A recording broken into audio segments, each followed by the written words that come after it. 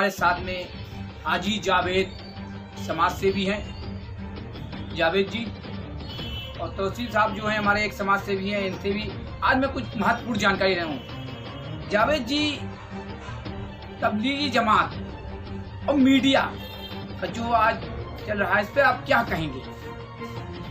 तबलीगी जमात और मीडिया का ये मामला था कि तबलीगी जमात को मीडिया ने इस तरीके से गलत बयानी करके कि कोरोना बम हो गया, तबलीगियों ने कोरोना फैला दिया, तबलीगियों ने ये कर दिया, तबलीगियों ने वो कर दिया।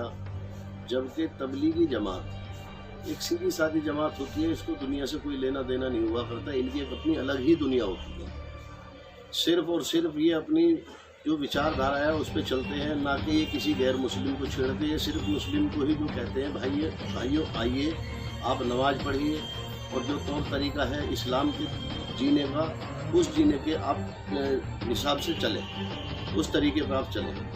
अब आपने कहा कि मीडिया तो हमारे हिंदुस्तान का ऐसा हो रहा है कि कोर्ट की गाइडलाइन आने से पहले या कुछ भी होने से पहले वो पहले ही फैसला सुना देते हैं। मैं इसकी कड़ी निंदा करता हूँ, और कड़ी निंदा के साथ साथ जो हमारे ऊपर सरकारी अफसरान बैठे हुए हैं, उनकी ये जिम्मेदारी बनती है कि इस बात पर मीडिया पर ये लगाम लगाएं कि उनको आने से पहले जो कोर्ट डिसीजन दे रहा है या जो भी कुछ हो रहा है, उसके आने से पहले वो उस चीज़ को इतना हावी कर देते हैं कि लोगों का माइंड डाइवर्ट कर देते हैं। अब उस माइंड डाइवर्ट का ये नतीजा हुआ कि कोई मुस्लिम बेचारा सब्जी वाला था, तो वो मुस्लिम सब्जी वाला नॉन मुस्लिम इलाके में नहीं जा सकता। कोई नॉन मुस्लिम सब्जी वाला है, वो मुस्लिम इलाके में आए, कोई दिक्कत नहीं उसको। ऐसी घृणा फैला दी मुस्लिम एक पर्सनल कम्युनिटी के साथ में कि भाई ये इस तरह का करते हैं, इस तरह से ये करते हैं। कोर्ट से हमारी गुजारिश है, सरकार से हमारी गुजारिश है, सेंट्रल में बैठे हुए लोगों से हमारी गुजारिश है कि मीडिया के ऊपर ये लगाम लगाई जाए कि जो भी बोले वो बोले, जो पीछे से कार्रवाई होके चली है, अपनी तरफ से कुछ ना बोले। बस मैं इस बात पे इतना ही कहूँगा। बहुत ही अच्छी बात है। तबलीगी जमात पर क्या इस बात का जो है जावेद जी ने अभी कहा है, सर फर्क पड़ेगा? फर्क पड़ेगा तबलीगी जमात पर, क्योंकि देखो एक जो मुस्लिम कम्युनिटी है उसका तबलीगी जमात पर बहुत यकीन था, और वो यकीन ऐसा नहीं कि वो ख़त्म हो गया, वो ऐसे ही बना रहेगा। लेकिन ये जो तबलीगी जमात पर मीडिया ने हमला किया, इससे तबलीगी जमात और ज़्यादा अवेयर हो गई है, सजग हो गई है। हम कहेंगे कि कानूनी जो दावपेच हैं, जो वकालत के जो मामलात हैं, कि इसको अपने मतलब किस तरीके से बचा जाए। क्योंकि आज जो वर्तमान हमारी जो सरकार चल रही है, वो किसी भी तरह के इल्जामात जो मुसलमानों पर रखना चाहती है अपनी विफलताओं को छुपाने के लिए। जी। और जहाँ हम कोरोना की जो हम बात कर रहे हैं कि कोरोना वो एक विश्वव्यापी समस्या है, भारत की समस्या नहीं है। या हम ये कहेंगे तबलीगी जमात की समस्या नहीं है कि तबलीगी जमात की नहीं, जो कोरोना जो रिश्तेदारी की तरह काम करता है कि उसका भाई भतीजे बात से है कि उसको नहीं होगा, तो ये तो हम समझ नहीं सकते कि कोरोना जो है ना तबलीगी जमात ने फैलाया। ये तो सरासर इल्जाम था। अब इसका फर्क यही पड़ेगा कि जो हमारी तबलीगी जमात है पहले से ज्यादा और सजग हो जाएगी और अवेयर हो जाएगी, वो कानूनी दावपेच की तरफ से जो है ना अपने आप को मजबूत करेगी, और हम कहेंगे कि तालीमी एतबार से अपने आप को मजबूत करेगी। क्योंकि सबसे बड़ा फायदा यही उठाते हैं कि लोग में एक दिमाग में ये भरा हुआ है कि जो तबलीग में काम करने वाले लोग हैं, इसमें ज्यादातर जो है वो शैक्षिक रूप से पिछड़े हुए लोग होते हैं। अगर ऐसा है और ये तबलीगी जमात वाले भी अगर इस बात को एक्सेप्ट कर लें, तो वो आइंदा वाली जिंदगी में जो है अपने आप को शैक्षिक रूप में मजबूत करेंगे, ताकि आइंदा अगर ऐसा कोई हमला होता है मीडिया की तरफ से, उसका मुंह तोड़ जवाब वो दे सकें। जावेद जी, बहुत ही अच्छी बात है। कोर्ट ने फटकार लगाई, इस पर आप क्या कहेंगे? इस पर हम ये कहेंगे जब कोर्ट ने उसको मीडिया को फटकार लगाई है, जो डिसीजन है वो मीडिया वाले जिस तरीके से अब से 4 महीने पहले उस चीज़ को पेश कर रहे थे, बता रहे थे कि भाई कोरोना इस तरीके से फैला है, और वो कोर्ट की गाइडलाइन भी बता दें कि भाई कोर्ट का डिसीजन भी बता दें पढ़ के एक बार कि भाई कोर्ट ने क्या कहा है जमात के बारे में। और जो हमारे विदेशी मेहमान थे, हमारा जो देश है अतिथि देवो भव है, हमारे यहाँ जो बाहर का आदमी आता है उसकी बहुत कदर की जाती है। जी। लेकिन इस मैटर पे ऐसा कर दिया गया है कि उनके खिलाफ FIR लिखनी पड़ गई, उनके खिलाफ उन्हें जेलों में डाला गया, उन्हें क्वारंटीन कर दिया गया। क्वारंटीन भी ऐसा रहा कि क्वारंटीन 15 दिन का क्वारंटीन था, 14 दिन का। तो ये क्वारंटीन रहे 2-2, ढाई महीने क्वारंटीन रहे। कुछ कहीं से भी कई जगह से खाने की खबरें भी इस तरह की आई कि भाई खाना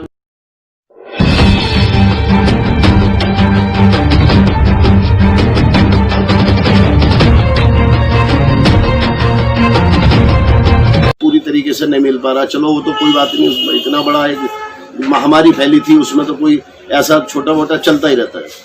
लेकिन हम सिर्फ मीडिया को एक बात ये कहना चाहते हैं कि मीडिया जिस तरीके से अब से 4 महीने पहले वो दिखा रहा था कि भाई जमाती की वजह से इतना कोरोना फैल गया, अब जो कोर्ट की गाइडलाइन आ रही है या कोर्ट का डिसीजन आ रहा है उसको एक बार बता तो दें। कम से कम एक कम्युनिटी को जिसको तुमने कलंकित किया है उसको ये तो बता दें कि ये कलंकित नहीं थे, ये हमारी वजह से कलंकित हुए थे, हमने इनको कलंकित किया था। आखिरी सवाल, जो तबलीगी जमात का इज्तिमा होता है पूरे देश भर में, क्या आगे होगा? बिल्कुल, जैसे कि ये कोरोना की गाइडलाइंस है, अगर इसके मुताबिक चलते हैं, क्योंकि देखो मुस्लिम कम्युनिटी में अवेयरनेस लाने का एक तरीका है जिसे हम इज्तिमा की शक्ल में कहते हैं कि जहाँ सभी जो लोग हैं एक साथ इकट्ठे होकर जो है दीनी तालीम और जो भी हमारे रहनुमा हमें चाहते हैं वो बताते हैं। तो अगर कोरोना की गाइडलाइंस के मुताबिक इज्तिमा होता है तो ज़रूर होना चाहिए। आगे कोरोना ख़त्म होने के बाद भी इज्तिमा बदस्तूर ऐसे ही चालू रहेंगे, इसमें कोई रोक नहीं लगी। क्या ये फर्क पड़ेगा जो कि अभी तक चला आ रहा है धर्म का, इस पर क्या कहेंगे आप? इस पर हम ये कहेंगे कि ये हमारे हिंदुस्तान के अंदर, अभी मैं एक डिबेट में देख रहा था तो एक वो थे, ये केंद्रीय मंत्री भी रहे हैं, उन्होंने कहा कि हमारे देश के अंदर 16,000 जातियां हैं। 16,000 जातियों के अंदर हर तरीके से हर आदमी अपने अपने धर्म को मानने वाला है। वो किस किस तरीके से मानते हैं, मेन 4 चीजें गिनाई जाती है, हिंदू मुस्लिम सिख ईसाई, इसी में से साके सब्जी फटी हुई है। बिल्कुल जी। और हमारा जो देश है, हमारे देश के अंदर हर दूसरे दिन तीसरे दिन त्योहार रहते हैं, कल्चर रहते हैं, प्रोग्राम रहते हैं। तो ये इतनी बड़ी, और ये देश पूरे हिंदुस्तान में, पूरी दुनिया में दूसरे नंबर का देश है। 132-33 करोड़ की आबादी हो चुकी है हमारे देश की, और इतने लोग रहते हैं, सारे सब तरह के इसमें वो करते हैं।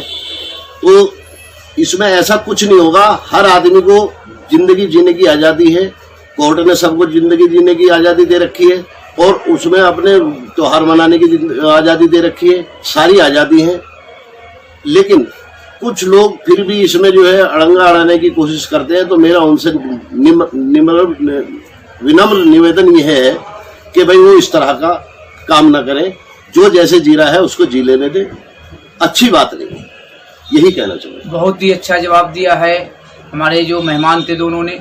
सबसे बड़ी बात यह है, हमारा देश हिंदू मुस्लिम सिख ईसाई जो एक तहजीब बनी हुई है गंगा जमुनी की, ये बहुत बड़ी मिसाल है। आज कोरोना के टाइम में जब लॉकडाउन हुआ था, कहाँ पर हिंदू था या कहाँ मुसलमान था, इस बात का मैं स्वयं गवाह हूँ कि मुसलमानों ने भी बढ़ चढ़कर जो है खाना, राशन, सूखा राशन या जो भी जरूरत पड़ी, चाहे वो हिंदू भाई आया हो चाहे वो मुस्लिम भाई आया हो, हर किसी को हिंदू भाइयों ने भी यही किया है।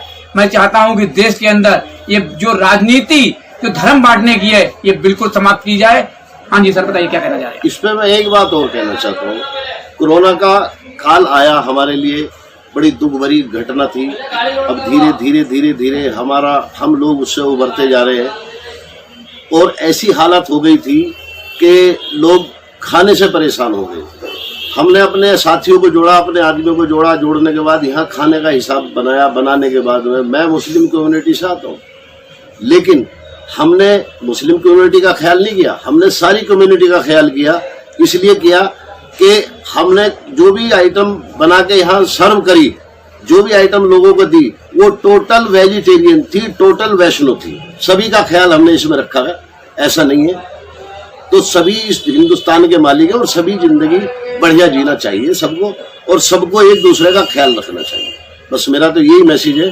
किसी के लिए अगर किसी ने कोई छोटी मोटी देखो गलती कर भी दी है, इंसान गलती का पुतला है, तो हमें ये नहीं देखना कि गलती किसने क्यों की, कैसे की। हमें ये देखना है कि इस गलती को कैसे खत्म किया जाए और आपस में इनके दिल कैसे मिला जाए। ये जिंदगी जीने का अर्थ है मेरा। बिल्कुल सही बात है, जिंदगी जीने का अर्थ यही है, ना धर्म, ना जात, ना किसी प्रकार का कोई मतभेद।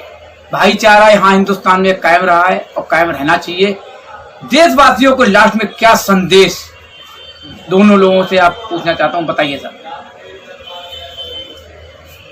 देखिए, कोरोना एक महामारी है, तो हमें इस महामारी में साथ मिलकर लड़ना है। एक दूसरे पे कीचड़ उछाल के तो हम इस महामारी से लड़ नहीं सकते। बिल्कुल सही बात है। अगर इसको हराना है